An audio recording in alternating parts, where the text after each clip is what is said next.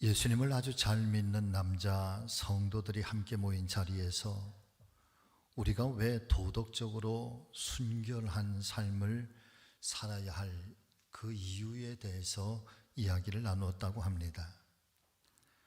첫 번째 사람이 말합니다. 나는 두렵습니다. 만일 내가 방탕한 삶을 살게 된다면 하나님께 받을 심판이 두렵기 때문에 나는 그렇게 살 수가 없습니다. 그러니 두 번째 사람이 말하기를 나는 아내를 사랑하고 자식들을 사랑하는 마음에 항상 바른 생각을 갖고자 애썼습니다. 이제 세 번째 사람이 말합니다. 당신들은 참 대단합니다. 두려움이든 가족이든 자신의 속마음에서 일어나는 죄악들을 이겨낼 수 있는 힘이 있으니 말입니다. 그런데 나는 하루에도 수천 번 마음속에서 일어나는 죄악들을 이기고는 싶은데 늘 마음의 죄에 무너지고 맙니다. 그래서 퇴근하고 집으로 돌아가기 전 주님의 교회에 들러 십자가 아래서 기도할 때마다 내 자신이 부끄러워 견딜 수가 없습니다. 죄를 짓고 또 짓고 회개하고 또 회개하고 저는 늘상 이런 삶을 반복하게 됩니다. 만일 나의 부끄러움을 주님께서 용서해 주시지 않는다면 아마 나는 정말 그 죄의 무게 때문에 벌써 불행한 사람이 되었을 것입니다. 사랑하는 성도 여러분, 세 번째 죄에 대한 자신의 무기력함을 고백한 이 사람의 고백이 결코 남의 일 같지 않을 것만 같습니다. 이 사람의 눈물 어린 고백처럼 만일 주님께서 우리가 매일처럼 짓고 있는 죄에 대하여 용서해 주시지 않는다고 한다면 아마 우리는 그 죄의 무거운 짐으로 인해서 매 순간마다 괴로운 삶을 살아가고 있으리라 믿어집니다. 이런 유머스러운 이야기도 있습니다. 평소에 아주 거룩한 삶을 살던 한 믿음의 성도께서 산길을 가다가 그만 야생의 거친 곰을 만나고 말았습니다. 공포에 질려서 그만 그 자리에 털썩 주저앉고 말았습니다. 그리고 하나님께 간절히 기도를 드립니다. 하나님, 그동안 제가 지었던 죄를 용서하여 주십시오. 그리고 지금 이 순간 이 곰의 마음을 순하게 바꿔주셔서 한 번만 저를 살려주십시오. 그러게 한참을 기도하고 눈을 떴더니 글쎄 자기 눈앞에 있는 이 곰도 기도를 하고 있는 것입니다. 기도하는 곰의 모습을 본 이 사람이 마음에 큰 감동을 받게 되고 안심이 되었죠. 왜냐하면 이 곰도 크리스천 곰이니까요. 그리고 자신의 기도가 이렇게나 빨리 응답되었다라고 하는 사실에 자기도 놀라게 되는 것입니다. 그런데 이상합니다. 자기보다 조금 늦게 기도를 마친 곰이 갑자기 기도를 마치자마자 이 사람에게 달려들면서 잡아 먹으려고 하는 것이 아니겠습니까? 그렇게 달려드는 곰을 향해서 이 사람이 손을 높이 들고 큰 소리로 외치기 시작했습니다. 내가 기도할 때 너도 기도하지 않았느냐? 그런데 너는 기도한 곰이 어찌 나를 잡아먹으려고 하느냐? 라고 물으니 곰이 대답하기를 너는 무슨 기도를 했는지 모르지만 나는 식사 기도를 했을 뿐이다. 우화의 이야기인데 말이에요. 이 이야기의 메시지는 바로 그런 거죠. 우리가 똑같이 하나님을 부르고 똑같이 하나님 앞에 기도하고 똑같이 하나님을 믿고 살아가지만 그러나 어떤 이에게는 다급해서 하나님 내 생명을 살려달라 하는 기도를 드리는 사람이고 또 어떤 사람은 식사 기도를 하고 있다는 겁니다. 상황은 변하지 않는데 저마다의 입장에 따라서 서로 다른 기도를 하고 있고 서로 다르게 하나님을 믿고 있다는 것입니다. 물론 그 우하의 끝마무리에 나오는 이야기는 아니지만 여러분, 만일 저와 여러분들이 하나님이시라고 한다면 지금 누구의 기도를 들어주어야 되겠습니까? 살려달라는 이 사람의 기도를 들어줘야 될까요? 감사하면서 먹을 양식을 주신 하나님 감사합니다, 기도하고 있는 이 곰의 기도를 우리가 들어줘야 되는 것일까요? 참 난감하기 짝이 없는 상황인 것이죠. 자, 어쩌면 저와 여러분들께서도 외모로는 거룩하게 살아가는 성도의 모습을 가지고 있지만 그러나 내면의 마음으로는 여러분 죄의 깊은 곳에 살아가면서 이 겉모습과 우리의 내면의 모습이 서로 다른, 그것도 너무나도 다른 그런 삶을 살아가고 있는 것은 아닌지 모르겠습니다. 죄는 세 가지로 나눌 수가 있다고 합니다. 첫 번째 죄는 나도 알고 남도 알고 있는 죄. 그리고 두 번째 죄는 나만 알고 있고 남은 절대 모르는 죄. 그리고 세 번째 죄는 나도 모르고 남도 모르는 죄. 그런데 이 세 가지 죄 중에서 가장 무서운 죄가 있다고 한다면 여러분, 저는 개인적으로 세 번째 죄라고 생각을 합니다. 어쨌든 오늘 아침에 우리 주님의 거룩하신 이름으로 간절히 축복하며 기도하는 것은 내가 알고도 지은 죄, 또 모르고도 지은 죄, 또 나도 모르고 남도 모르고 또 나만 알고 있던 죄든 남이 모르는 죄든 그 어떤 죄라고 할지라도 우리 주님의 보혈의 은혜와 속죄의 은총으로 오늘 아침 깨끗하게 씻겨지고 또 우리가 새롭게 거듭난 하나님 은혜의 피조물로 그렇게 결단하며 은혜의 삶을 살아가시는 우리 사랑하는 성지교회 모든 믿음의 성도님들 다 되실 수 있기를 예수님의 이름으로 축원을 드립니다. 그러나 한 걸음 더 나아가 주님께서는 우리에게 이렇게 말씀을 하시고 계시지요. 여러분 같이 하십니다. 죄는 그 모양이라도 버려야 할지니라. 아멘. 모양이라도 닮아가지 말아야 된다는 거예요. 왜 그럴까? 죄의 무서움이라고 하는 게 도대체 무엇일까?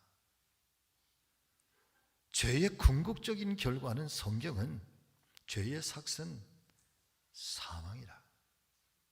그러니까 죄의 그 결과가 얼마나 무서운 결과를 초래하게 되는지, 우리의 영혼을 망가지게 하고 우리의 육신을 깨뜨리고 우리의 삶을 여러분 궁극적으로는 무너지게 하는 것, 그것이 죄의 무서움이라는 거예요.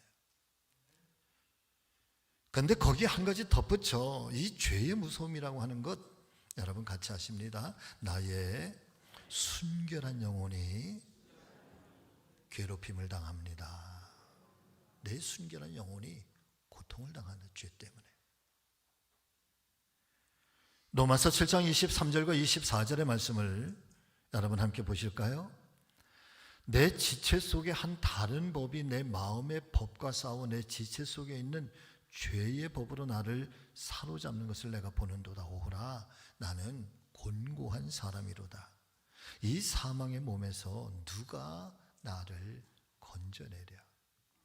그러니까 이 위대한 신앙의 사람 사도 바울이 늘 말씀, 사명, 오직 예수 그리스도, 그리고 십자가와 부활의 증언, 자신의 목숨까지도 내던지면서 순교하면서까지 예수님을 사랑하려고 했던 이 바울도 자신에게 다가오는 이 죄의 그 모습 앞에 무너진 자신의 모습을 보면서 사망의 몸이란, 내 몸이 곤고하다, 곤고하다. 언젠가도 그런 말씀을 한번 드렸습니다마는 사랑하는 성도 여러분, 바울도 이렇게 사망의 몸, 죄의 법 아래 사로잡힐 때가 있구나, 시험 당할 때가 있구나, 그렇게 우리가 단순하게만 생각하고 여길 것이 아니라 우리가 함께 정말 깨달아야 될 은혜가 있다고 한다면, 그 죄가 내 안에 들어와서 내 몸을 사로잡고 내 영혼을 지배할 때에 내 영혼이 얼마나 고통스러운가 말이에요. 내 영혼이 얼마나 괴로운가. 오호라 오호라, 나는 정말 곤고하다. 이 사망의 몸에 누가 나를 건져낼 수 있겠는가라고 하면서 애통해하고 탄식하면서 고통스러워하는, 그렇게 몸부림치는 이 바울의 영혼, 바울의 신앙, 바울의 모습을 여러분, 오늘 우리가 함께 간직할 수 있어야 된다는 거죠. 죄에 사로잡히는 것을 보면서도 무뎌있는 내 몸이 사망의 곤고한 몸 속에 깊이 빠져드는데도 아무렇지도 않다고 한다면, 우리 영혼이 여러분 사망의 몸을 넘어서 이미 멸망의 깊은 구렁에 빠져있는, 회생 불가능의 그런 모습은 아닐까. 그래서 이 하나님의 말씀인 성경이 끊임없이 성령을 통해서 우리에게 들려주시는 이 은혜 중에 하나는 가슴을 치게 하는 거죠. 통회하게 하는 것. 오라, 나는 곤고한 사람이로다. 내가 어찌 이 사망의 몸에서 건짐을 받을 수 있을까? 그러면서 주님을 바라보고 또 한 번 십자가 앞에 무릎을 꿇고 기도하게 되는 줄로 믿습니다. 예레미야서 5장 25절의 말씀을 보면 또 이런 말씀이 있습니다. 너희의 허물이 이러한 일들을 물리쳤다. 이러한 일들은 그 앞절의 말씀을 보면 하나님께서 베풀어 주시는 사랑과 용서와 은혜를 말해요. 너희의 허물이, 이 하나님께로부터 오는 은혜, 사랑, 용서, 이 모든 것들을 다 거부한다는 거예요. 그러면서 너희 죄가 너희로부터 좋은 것을 막았느니라. 다시 말씀을 드리면, 죄는 저와 여러분들에게 베풀어 주시는 하늘의 모든 좋은 것들을 가로막고 있다는 말씀인 것입니다. 하나님의 축복을 가로막게 되는 것이죠. 우리의 심령을 고통스럽게 만드는 것입니다. 죄로 인해서 저와 여러분들의 영혼과 육체가 모두 깨어지고 망가지게 만들어 버린다는 사실인 것입니다. 죄의 삭시 사망이라고 말씀하시면서 죄의 마지막이 얼마나 고통스러운 결과를 가져다 주는지 성경은 우리에게 직접적으로 말씀해 주시고 있는 것이죠. 예수님 십자가의 의미가 도대체 뭘까? 여러분, 그것은 바로 그런 죄로 인한 이 사망과 심판을 사랑의 십자가로, 대속의 십자가로 여러분 우리를 용서하시고 우리를 정결케 하시고 우리를 하나님의 자녀로 거듭나게 하신 것이 십자가의 은혜인 것을 믿으실 수 있기를 바랍니다. 구약에서는 이 죄의 문제를 해결하기 위해서 속죄 제사를 하나님 앞에 드리게 됩니다. 그 중에서도 가장 대표적인 제사가 바로 번제와 속건제인데, 이 번제와 속건제를 한마디로 말씀을 드리면 피의 제사라고 할 수가 있는 것입니다. 죄로 말미암아서 죽어야 할 그 사람이 자신의 죄를 짐승에게 전가한 후에 그 죄를 뒤집어 쓴 짐승의 피를 뿌려서 그 피의 제사를 통해서 자신의 죄를 용서함을 받게 되는 제사인 것이죠. 그 중에서도 특별히 7월 10일 대속죄일이라고 불리워지는 7월 10일이 되면은 제사장은 지난 1년 동안의 모든 나라가 범한 죄, 모든 민족들이 범한 죄, 가족들이 범한 죄, 한 개인이 지은 죄들, 그것이 알고도 지은 죄건 또 나도 모르고 남도 모르는 죄이거든 오직 하나님만 알고 계신 죄라고 할지라도 그 모든 죄에 대해서 통틀어서 하나님 앞에 죄 사함을 받는 그날이 있는데, 그날이 7월 10일 대속죄일입니다. 그리고 그날의 대속죄일을 가리켜서 또 다른 말로 아사셀 어린 양의 제사라고 불리워지고 있는 것이죠. 말씀에서 아사셀이라고 하는 뜻은 죄의 짐을 지고 떠나보내다 라고 하는 뜻입니다. 또 다른 말로 중동 지방에 아사셀이라고 하는 아주 악한 신, 사단과 같은 그런 신이 있는데, 이 죄의 짐을 이 악한 신에게 다 넘겨버리다, 그런 뜻을 가지고 있는 것이죠. 희생 제물이 될 2마리의 염소 혹은 어린 양을 제비를 뽑습니다. 한 마리의 양은 여호와를 위하여, 그리고 또 다른 한 마리의 양은 아사셀을 위하여라고 표시한 뒤에 여호와를 위한 어린 양은 잡아서 그 피를 번제의 속죄수에 7번 뿌리게 되고, 그리고 여호와를 위한 어린 양은 잡아서 그 피를 가지고 아사셀 어린 양은 그 양 위에 백성들의 모든 죄, 나라의 죄, 개인의 죄, 가족의 죄, 모든 죄를 그 아사셀 어린 양의 뿔과 뿔 사이에 안수하고 죄를 전가한 후에, 그리고 해가 저물어가는 석양 무렵에 여러분 광야로 이 어린 아사셀 양을 내어 쫓게 됩니다. 이 양은 자신의 운명에 대해서 예감을 하는 것처럼 성 밖으로 쫓겨나지 않기 위해서 몸부림을 치지요. 그러면 사람들은 채찍을 가지고 이 어린 양을 사정없이 내려치고, 채찍에 양의 가죽이 벗겨지고 피투성이가 된 채 그렇게 광야로 내쫓김을 당하게 됩니다. 그러면 그 밤에 낭떠러지에 떨어져 죽든, 아니면 그 피냄새를 맡고 온 광야에 거친 짐승들에 의해서 그 어린 양은 온몸이 갈기갈기 찢겨지고, 그리고 목숨이 끊어지면서 광야에서 죽임을 당하게 되는 거죠. 말 그대로 죽임을 당하게 되는 것입니다. 이와 같은 아사셀 어린 양의 제사에는, 여러분 한번 같이 해보실래요? 양면성의 진실. 이 어린 양 아사셀은 양면성의 진실이 담겨져 있다는 거예요. 그날 밤이 이 아사셀의 어린 양에게는 가장 두려운 밤이에요. 가장 고통스러운 밤이에요. 살갗이 찢겨지고 내침을 당하고, 그리고 공포와 두려움 속에서 죽임을 당하는 거죠. 그런데 그 누군가에게는 가장 공포스럽고 두렵고 찢김을 당하고 처참한 시간인데, 그런데 그 시간에 또 누군가에게는 여러분 1년의 모든 죄가 사함을 받고 깨끗함을 입어 정결함을 입게 되는, 그래서 그 아사셀 어린 양이 광야로 쫓겨나는 그 순간부터 이스라엘에는 축제가 열려지는 거예요. 잔치가 벌어지는 거죠. 죄사함의 기쁨의 노래가 울려 퍼지기 시작하는 거예요.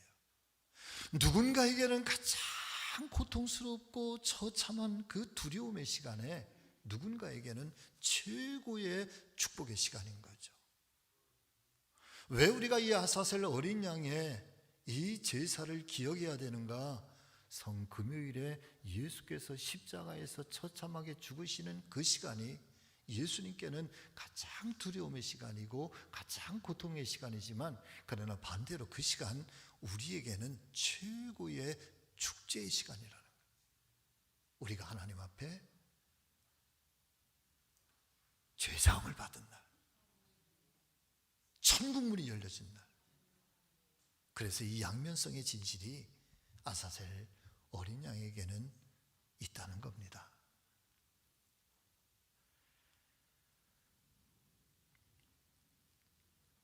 사랑하는 성도 여러분, 근본 사순절 기간 특별히 돌아오는 금요일에 드려지는 성금요 예배가 우리에게 경건한 시간이 되시기를 바라고, 예수님의 십자가의 고통과 십자가의 죽음을 우리가 목격하고 또 기억하면서, 그날 우리의 죄된 모습, 나를 위해서 죽으신 예수 그리스도를 향해서 여러분 우리가 눈물로 회개하며 또 정결하기를 위해서 기도하는 시간이기도 하지만, 그러나 바로 그 시간, 바로 그때 저와 여러분들에게 우리의 영원한 죄들이 사함을 얻었고 우리의 연약함들이 아사셀 어린 양 되시는 예수 그리스도로 말미암아 치유와 회복이 일어나는 놀라운 기적의 시간들이 되시기를 예수님의 이름으로 축복합니다. 히브리서 9장 11절과 12절의 말씀을 보면 말씀은 이렇게 우리에게 증거를 해주시고 있습니다. 그리스도께서는 장래 좋은 일의 대제사장으로, 자, 히브리서 9장 11절과 12절 말씀 좀 띄워주실래요? 같이 읽겠습니다. 시작. 그리스도께서는 장래 좋은 일의 대제사장으로 오사 손으로 짓지 아니한 것 곧 이 창조에 속하지 아니한 더 크고 온전한 장막으로 말미암아 염소와 송아지의 피로 하지 아니하고 오직 자기의 피로 영원한 속죄를 이루사 단번에 성소에 들어가셨느니라. 아멘.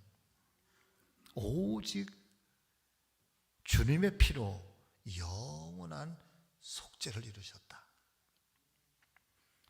그런 예수님을 가리켜서 세례 요한은 이렇게 고백을 합니다. 보라, 세상 죄를 지고 가는 하나님의 어린 양이로다. 오늘 아침에 간절히 소망하는 것은 이 한 주 동안에 예수 그리스도의 십자가의 은혜, 아사셀 어린 양 되시는 주님의 이 사랑으로 말미암아서 여러분 우리의 죄도 용서함을 받기를 바라고, 특별히 우리 안에 그 주님의 은혜로 치유의 역사가, 회복의 역사가 일어나게 되시기를 소망합니다. 첫 번째는요, 우리의 모든 아픈 몸들이 여러분 고침받는 역사가 일어나기를 축복합니다. 양들은 서로가 부딪혀 있을 때 안정감을 느낀다고 그래요. 홀로 떨어지게 되면서 양들은 두려움을 느끼게 되는 거죠. 외로움. 그래서 양들은 어떻게 해서든지 막, 제가 대관령 양떼 목장을 가니까 말이에요, 양들이 서로 머리를 갖다 막 쳐박고 잠을 자더라고요. 보셨어요? 그래서 홀로 떨어져 있으면 양들은 굉장히 두려워하는 거지.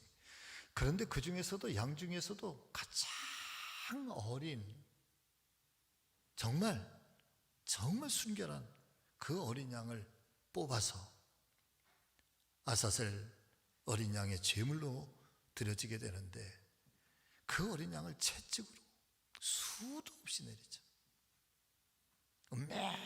음매하면서 그런 순간에도 사정없이 내리치고, 그러면서 그 채찍에 맞은 어린 양은 견디다 못해서 광야로, 성북으로, 성 밖으로 쫓겨남을 당하게 되는 거죠.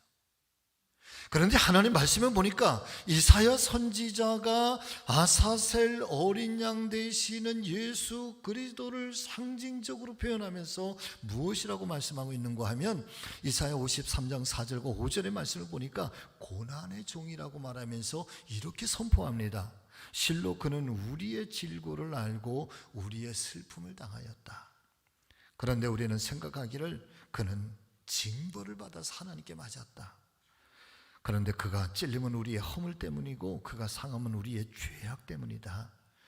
그가 징계를 받음으로 우리가 평화를 누리고, 같이 하십니다. 그가 채찍에 맞음으로 우리가 나음을 입었도다. 아멘.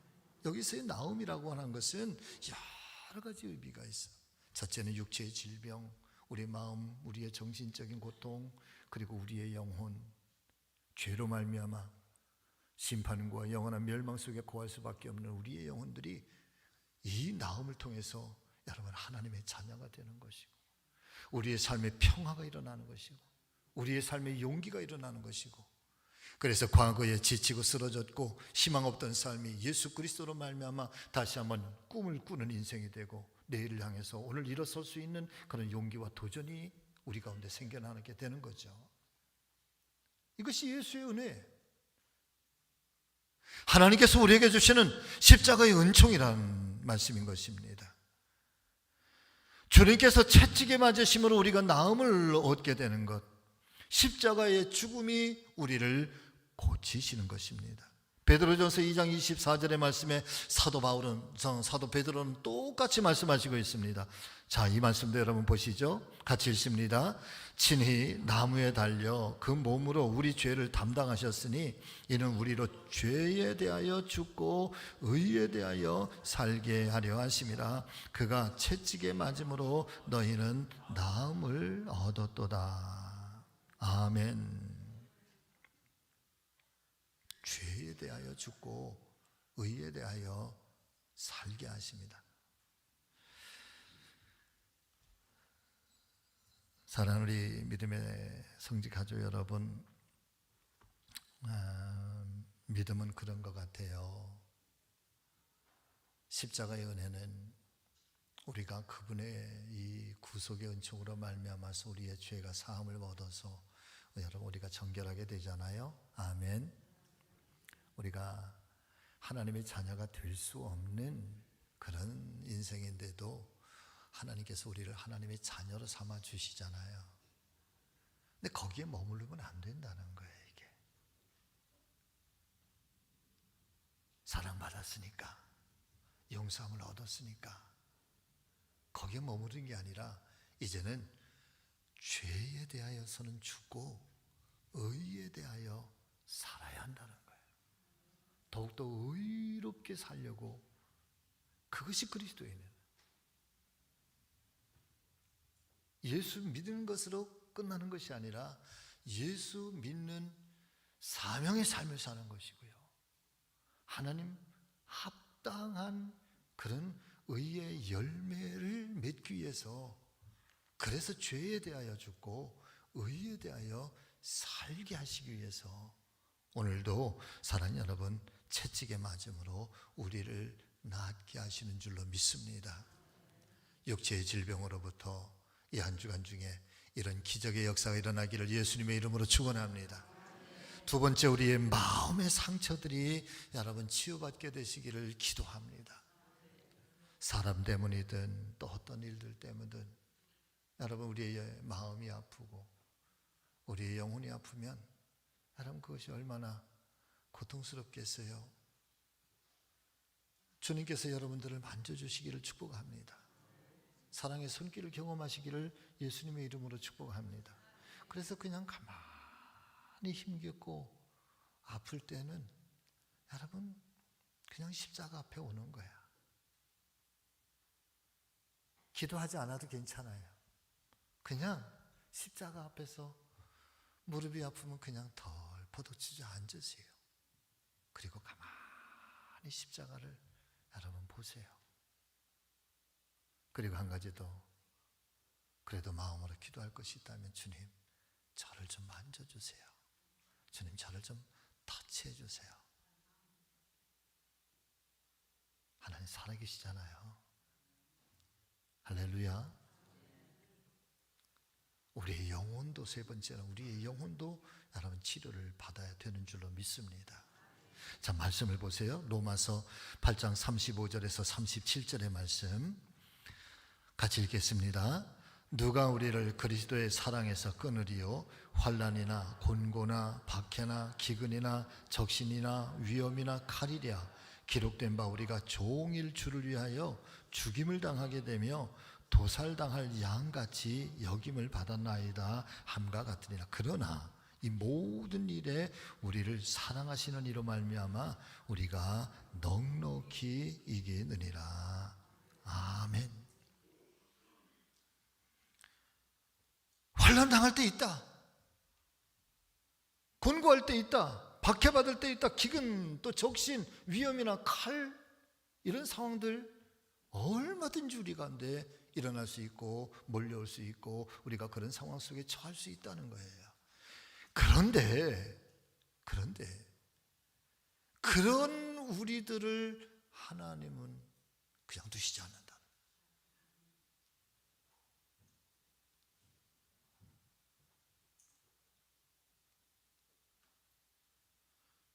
우리 기독교 신앙의 십자가는 여러분 두 개의 십자가가 있습니다.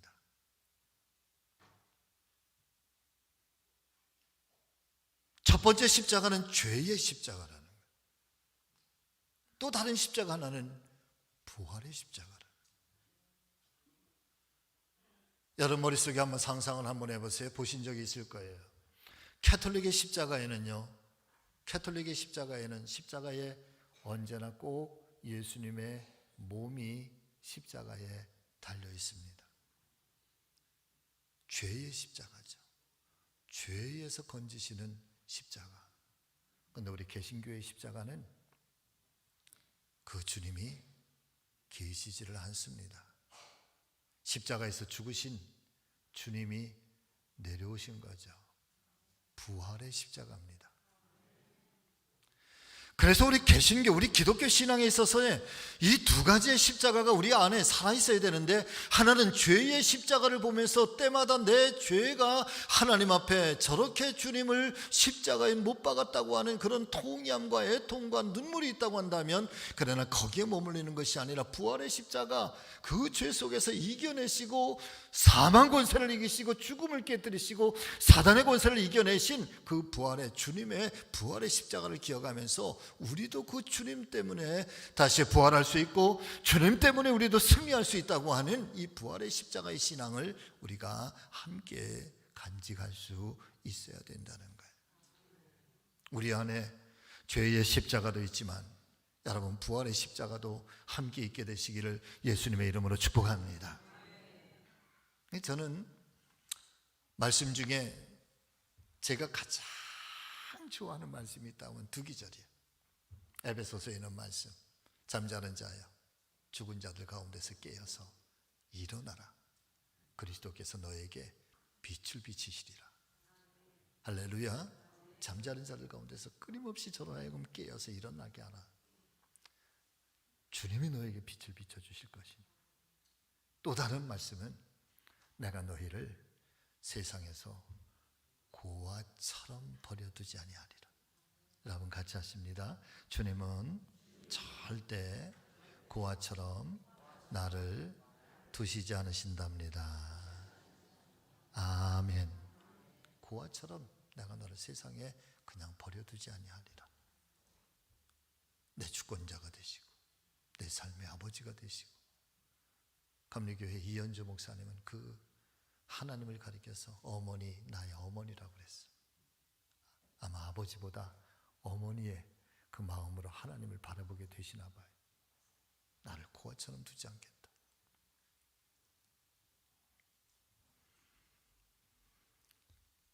고난 속에 나타난 우리 주님의 영광이 고난으로 끝나는 것 아니라 부활의 영광으로 이어지신 것처럼, 고난으로 끝나면 슬픔뿐이지만 그러나 고난으로 끝난 것이 아니라 부활의 영광으로 승리하신 것처럼, 사랑하는 성도 여러분, 이 한 주간 동안에 저와 여러분들의 영혼이, 우리의 심령이 깨끗하게 치유함을 얻고 소망 중에 주님 바라보고 또 새로운 인생을 살아가시는 믿음의 성도들 되시기를 예수님의 이름으로 축복합니다. 말씀을 마치겠습니다. 심리학적 용어 중에 이런 단어가 있어요. 생피엘리즘이라고 하는 단어가 있어요. 생피엘리즘. 이 심리학 용어인데 우리 기독교에서 가장 빈번하게 사용되어지는 그런 언어예요.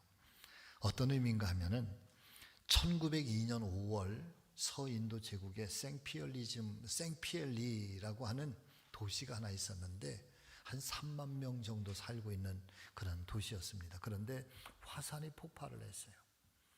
그래서 이 생피엘리에 살고 있는 3만 명의 사람들이 다 죽었어요. 짐승, 풀 한 포기조차 용암과 화석에 다 그 생명체라고는 다 사라졌어요. 그런데 이 화산 폭발 속에서 유일하게 단 한 사람이 살아나게 되었는데, 아이러니하게도 살아남은 이 한 사람이 어떤 사람인가 하면 살인과 강도로 지하의 깊은 감옥에 gat혀서 교수형을 기다리고 있었던 오기스트 시파리. 발음을 잘해야 될 것 같아요.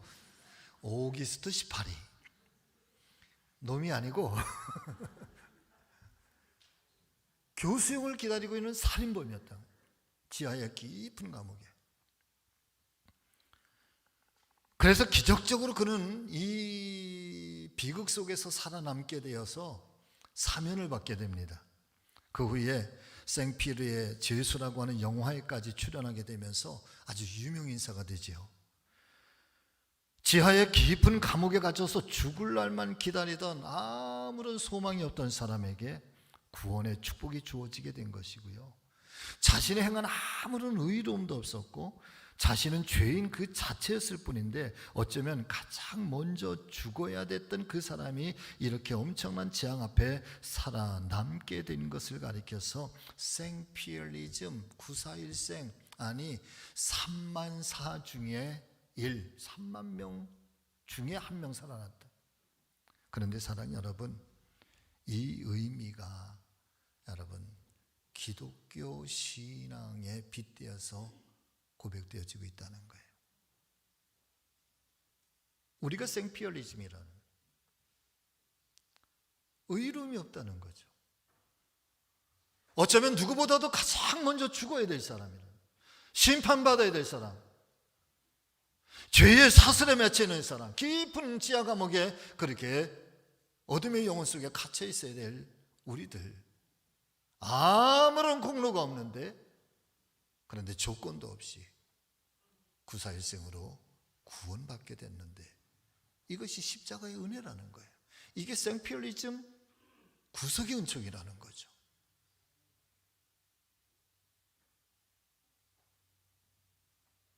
그렇게 구원받은 저와 여러분들이 이제 그러면 우리에게 주어진 숙제가 있다는 거예요. 어떻게 살 것인가라고 하는 거지. 구속의 은총에 여러분 아사셀 어린 양의 제사로 말미암아 우리에게 구원의 축제가, 구원의 기쁨이 주어졌다고 한다면 이제 우리에게 주어진 삶은 그런 아사셀 어린 양의 그 모습, 우리도 또한 살아내기를 원하신다는 겁니다. 할렐루야. 살아드려야 된다는 거죠. 은혜에 보답하는 삶을 사는 것, 이것이 죄에 대하여 죽고 의에 대하여 사는 것. 아무쪼록 이 고난주간 한 주간에 저와 여러분들 가운데 치유와 기적의 역사가 일어나기를 바라고, 이 생필리즘의 은혜를 입은 저와 여러분들이 결단의 시간들이 되실 수 있기를 예수님의 이름으로 축복합니다.